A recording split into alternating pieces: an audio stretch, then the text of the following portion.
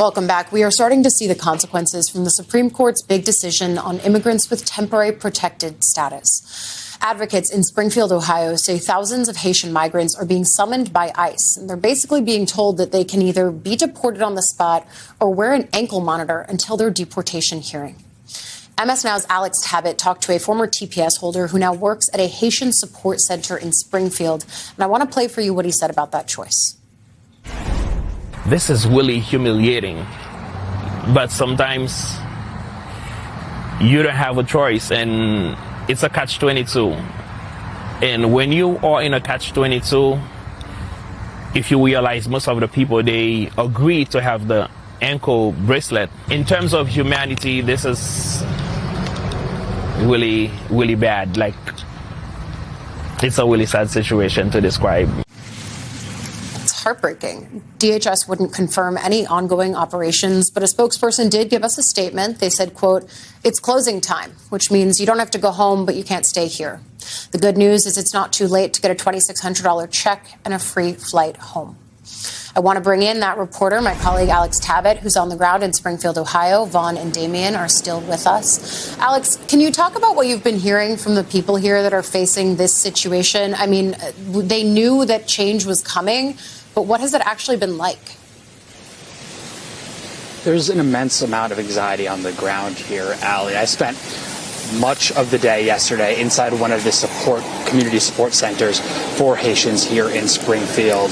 And it was busy all day with people streaming in, worried about these letters they had received. These letters that call Haitians into one of the ICE headquarters throughout the state of Ohio on very little notice and give them the difficult decision of being detained on the spot or be fitted with an ankle monitor for about a month until they can have an immigration court appearance. So the deportation proceedings here look very different to what we saw in Minneapolis, of violent detainments on the street. But these ankle monitors are leaving these people with a degree of psychological torment. Inside that building, I would hear the wails of people crying and screaming every couple of hours as they grappled with the fact that they might have to be deported to a country that has a level 4 do not travel advisory from the U.S. State Department, that the State Department says is rampant with violent crime, with terrorism that's run by gangs, that's rampant with sexual abuse.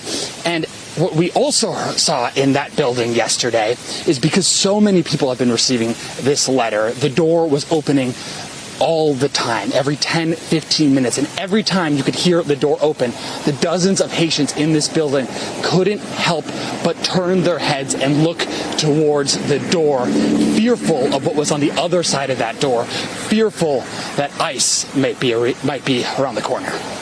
Allie. Damien, what Tabbitt is describing there is not just heartbreaking for the people who are at the center of this, but this community of Springfield is one that we have been talking about now for almost 2 years, because it is the very same community that J.D. Vance pointed to with his whole "they're eating dogs and cats" conspiracy theory that was from the 2024 election. And it's always been a community that's been at the center of this.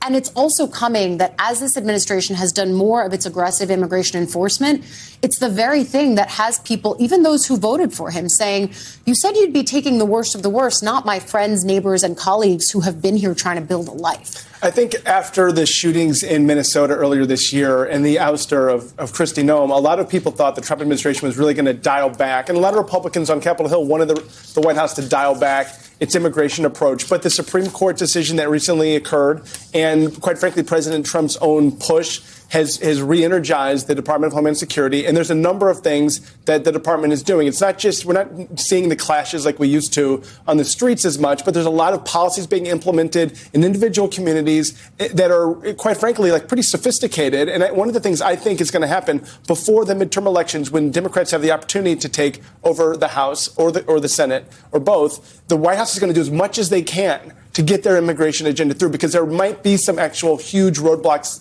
next year if Democrats have some control, and they can control the power of the purse, and they can do investigations. You're right to talk about the policy, too, because your colleagues at the Journal have reporting around an $100,000 fee for international students that end up wanting to work in the U.S. That could lead to some kind of a brain drain as well.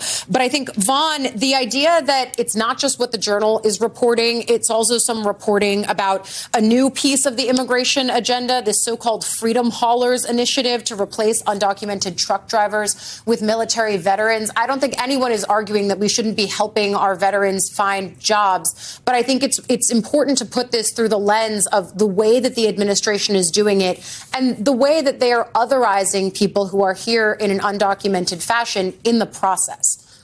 Right. This is sort of the immigration policy that is not always necessarily explicitly clear by the president himself. This event yesterday suggested that in order to replace the thousands of truck drivers that lost their trucking licenses because they were immigrant truck drivers, that instead the administration is going to fast track for eligible veterans commercial driver's licenses for veterans, and essentially to try to highlight that American workers can replace immigrant workers here in the United States.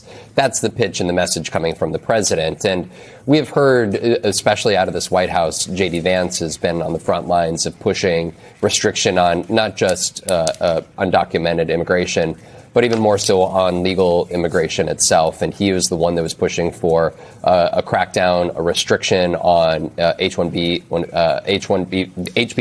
visas. And even to the story from the Wall Street Journal, there was the conversation last year where actually the president himself came out in defense of those South Korean nationals that were working at the Hyundai battery plant down in Georgia that were set to be sent out of the country. And he said, well, they're needed, that high-skilled workers are needed. And he acknowledged that there are high-skill industries where, whether it be recent college graduates who study in the United States or other high-skilled workers that come on those visas, that they are needed to do the work that, frankly, the American labor pool is not able to provide. And so I think for this administration, this particular event was looking at something that doesn't require a college education, for instance, not that level of high-skilled labor, and instead turning to something else where they had a crackdown on the immigration front when it came to truck driver licenses and trying to find a means to fill those roles and jobs with American veterans. We're going to see what we see more on this front, but I think Damien is right. We're going to see the administration do a flurry of activity on this issue ahead of the midterms in advance of what might happen in those elections. Alex, Vaughn, Damien, thank you all.